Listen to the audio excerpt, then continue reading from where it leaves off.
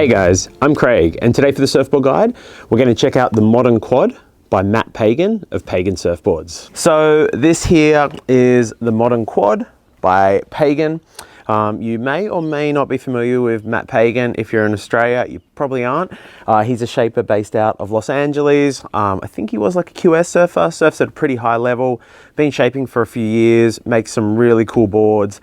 I think earlier this year or last year, Stab did a joyride with that Mikey Ciaramella looking at his Modern Twin. Had some cool orange swirls on it, board looked awesome, surfed really well. I started chatting to Matt about the board and we thought, hey, let's look at the Modern Quad instead, because I'm kind of into mid-cruisy things now. And he also has another really cool surfer coming out of that Los Angeles, Manhattan beach sort of area, El Porto, guy called Hunter Jones, who you might be familiar with. Yeah, does some really cool surfing, got a bit of like a social media presence. I think he used to work for the WSL, surfs really well. And he's riding Pagan boards now, which is really cool. I got this one in the US probably in, I think it was in March. I was chatting to Matt for a while about a board to do for review. I know Stab had just checked out the Modern Twin, which was really cool. And I thought, I really like that, but I was keen to check something out different. Kind of did a lot of twins, but then started to froth out in things that are kind of more like a, not mid-length, because this is only 6'2", so it's not a mid-length, but just things that are cruisy, still do some performance, kind of high performance capable surfing, but easy to paddle, easy to surf, and just make surfing from conditions kind of 1 foot to, 8 foot, really, really fun. So looking over the Modern Quad, pretty full outline, 6'2", my shortboards are probably around like 5'11", 6'0", I'm 5'10 and a half tall. So 6'2" is not huge, a little bit longer, holds a lot of width through the outline, a lot of width through the nose here, but it still goes into a nice little point, and then holds a lot of width through the tail at the back there. Pretty straight rail edge through the tail, and that square tail is still pretty damn wide. So a lot of volume underfoot, so that helps you keep like moving across flat sections with ease, really easy to surf, really stable for someone who's maybe a beginner, who wants to get on something a bit shorter, but also still really quite performance and quite sensitive under the back foot. And we'll talk a little bit more about that later on the bottom. Rocker on the Modern Quad, pretty flat. Bit of lift through the nose, nothing crazy, but pretty flat through the back end. Just a bit of rocker out the bottom through the tail. Rail is probably like a nice kind of mid to full rail. This is, 2 5/8? Kind of feels pretty full on the rail.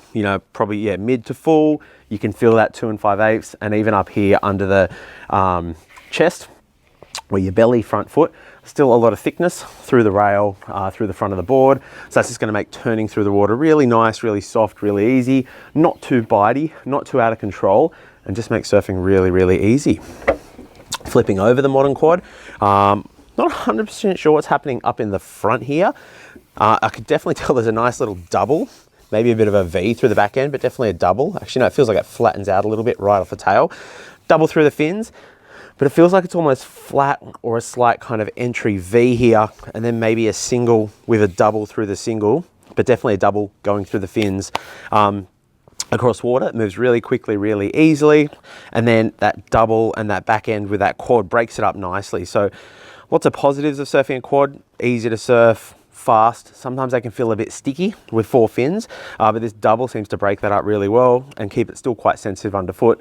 Easy to surf rail to rail, transition, turn, can turn like a board much smaller than a 6'2" at 40 litres.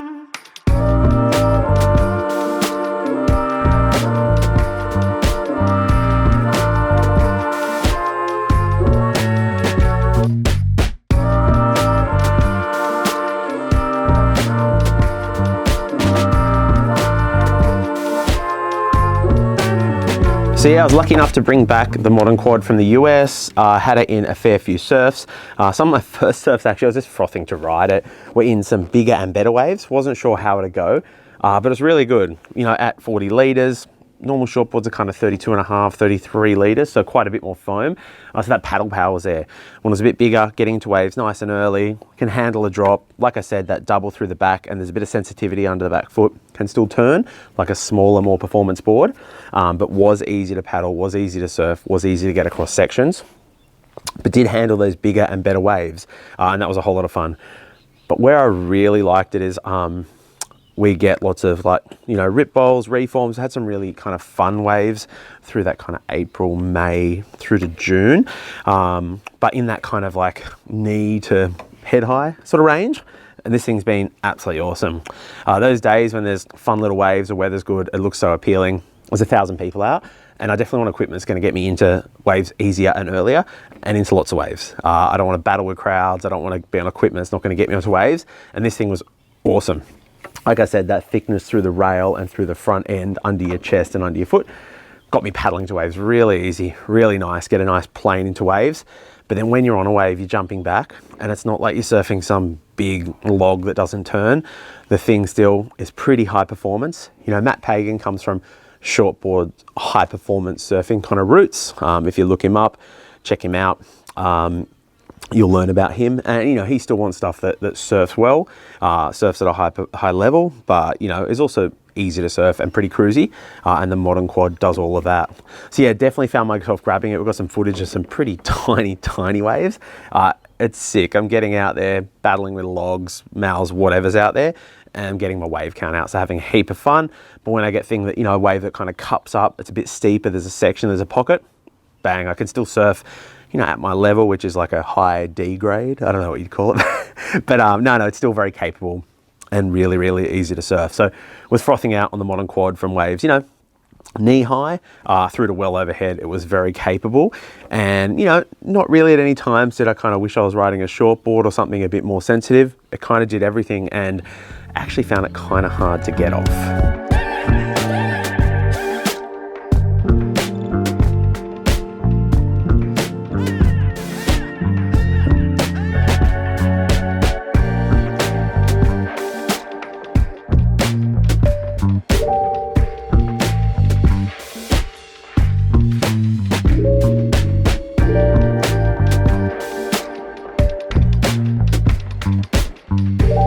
In the modern quad, I checked out a few different quad setups, but stumbled upon this strange little setup from Futures with Tomo.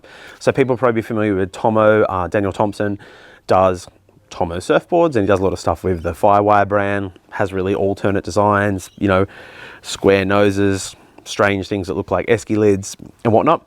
And of course, his fin is going to be pretty obscure. So we checked out a few years ago, I think it was a Cymatic that he did. It was really popular, and this is his fin.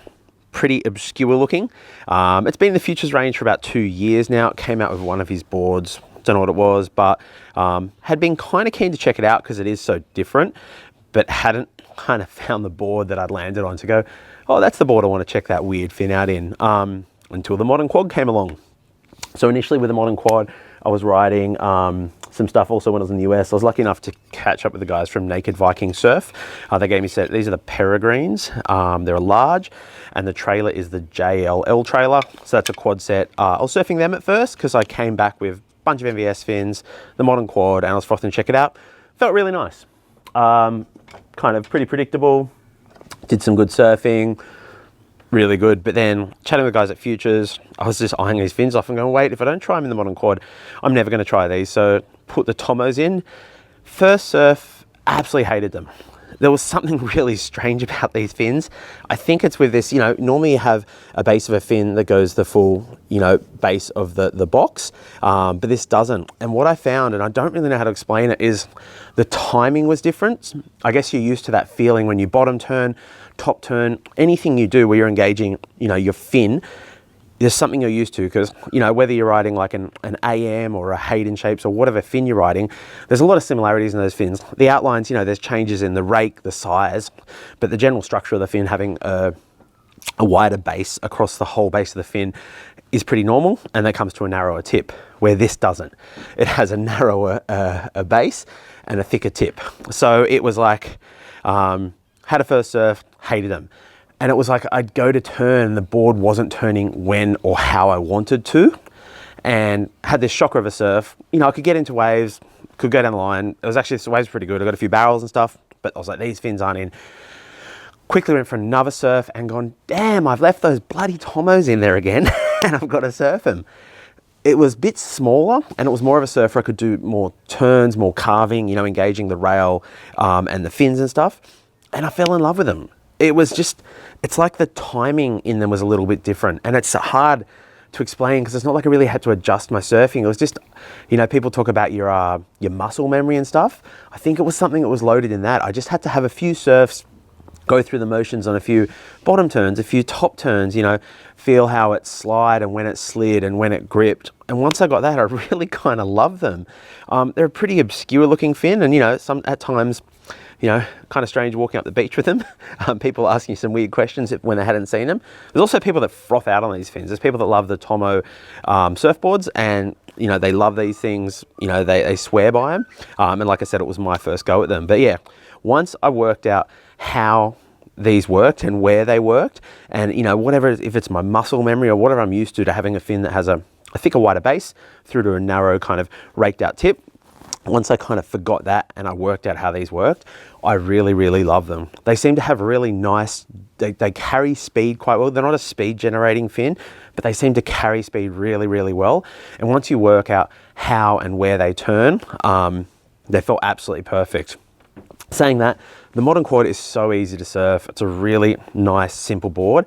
If you've got a favorite set of quads, Peregrines, whatever, you know, Hayden quads, anything, they'll probably work. But it's also a really nice platform to try out some different stuff. I know, like Matt was saying, there's like a new Matt Biolis Lost fin that I should check out, but it wasn't available in Australia at the time.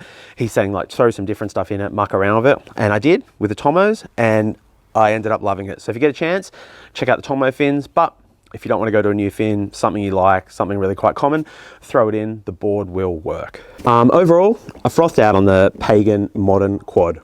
Heaps of fun, really easy to surf. You get on the thing, it's like, you know, if you hadn't surfed for a while, it still feels very familiar, very easy. You know, wave counts right up.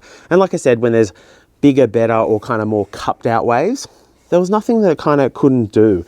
I was a bit worried with this wider, straighter front outline that it might get kind of boggy or caught through steeper sections when kind of come back through turns. But you know, Matt's killed it with the design and really got a shape that really works. These nice soft rails through the front seem to bite through the water just really nicely, not too much, and just make surfing a whole bunch of fun. I'd say the Modern Quad would be for anyone if you're trying to step down from, like, you know, longer boards, soft boards, and you want to move more into that performance kind of shortboard realm, but you don't want to go a real, you know, 6.0 CI Pro pointy nose shooter just yet. This could be you. It's got volume in all the right places, paddling and surfing is really easy, and it's very fun and very forgiving. If you're more of an intermediate to advanced surfer and you just want something you can take to your local when it's crowded, waves are crap, you just want to be on waves and have fun, there's not many that do it better than this. The Modern Quad was really easy to catch waves, really easy to surf, and I really enjoyed all my surfs on it, from 1 foot through to, you know, 8 foot, where it really pushed it at the outer limits. Look, overall, thanks so much to Matt Pagan for the opportunity to check it out, and I hope you get a chance to check one out too. Thanks so much for watching.